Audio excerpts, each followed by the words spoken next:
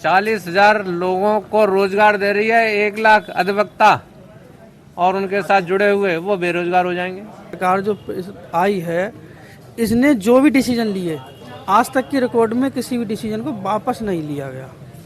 ऐसा नहीं है, उनको लेना पड़ेगा डिसीजन।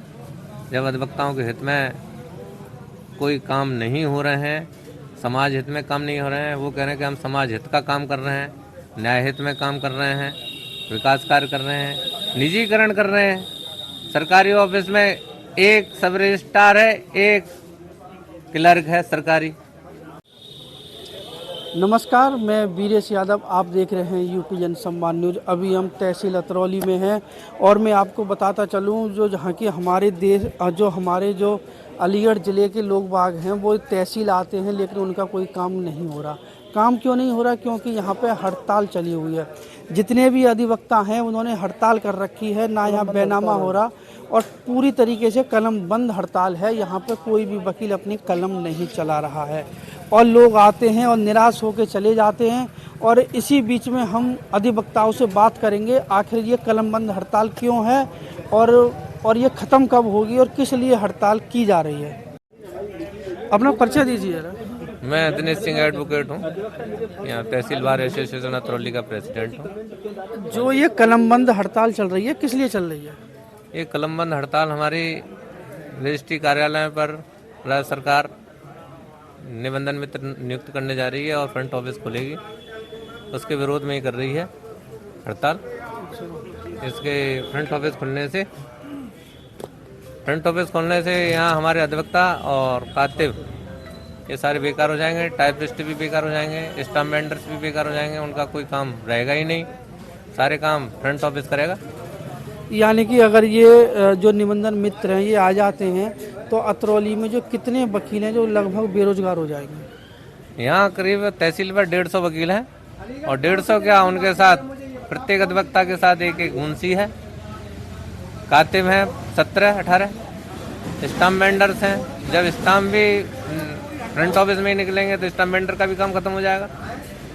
मैं समझता हूँ तहसील अतरौली में 300 व्यक्ति जो रजिस्ट्री से जिनका पालन पोषण चल रहा है वो सारे बेकार हो जाएंगे, बेरोजगार हो जाएंगे। तो सर ये अतरौली में या अलीगढ़ ज़िले में ही हो रहा है कि ये पूरे प्रदेश में है?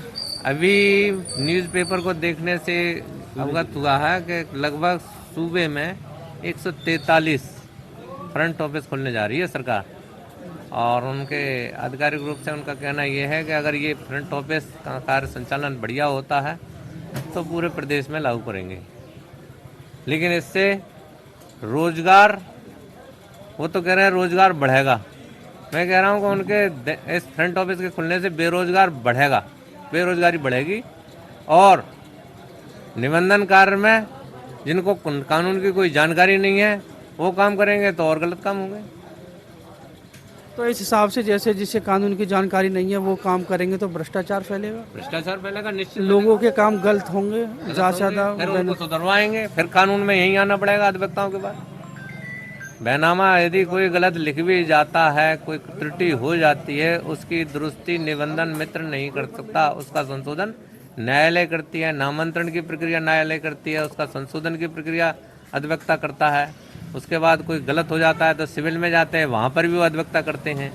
निबंधन मित्र को तो कोई नॉलेज है नहीं ना कानून की, वो स्नातक ले रहे हैं मात्र, अगर करते तो कम से कम विधि स्नातक ले लेते जिससे हमारे अधिवक्ता को ही निबंधन मित्र बना लिया जाता। अच्छा सर, जिसमें सरकार एक चीज़ कह रही है कि जो निबंधन मित्र जो नियुक्त होंगे उससे कम से कम 40,000 लोगों को रोजगार मिलेगा। 40,000 लोगों को रोजगार दे रही है। 1 लाख अधिवक्ता और उनके साथ जुड़े हुए वो बेरोजगार हो जाएंगे।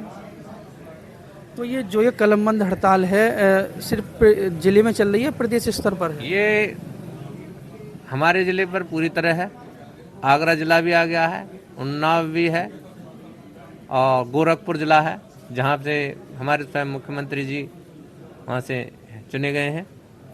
और यहाँ हाथरस में सिकंदराबाद तहसील है, वहाँ पर भी बिल्कुल बंद है। जहाँ तक मेरे को जानकारी है आगरा भी है, कम से कम 6-7 ज़िले इसमें बंद है।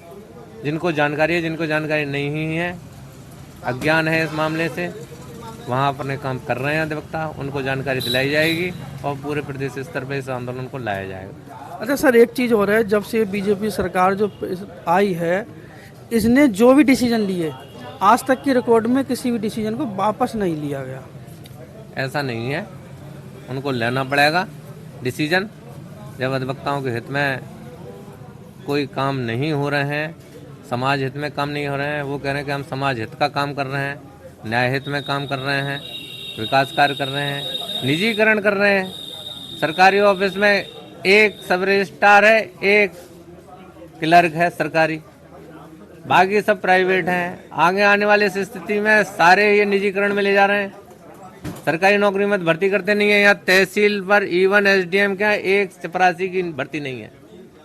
सीजनल संग्रह अमीन प्रत्येक ऑफिस में काम कर रहे हैं, जिनको कि अमीनों के साथ होना चाहिए था, वो अमीनों के साथ ना होकर ऑफिसों में, तहसील में, तहसीलदार के यहाँ, एसडीएम के यहाँ कार्यरत हैं।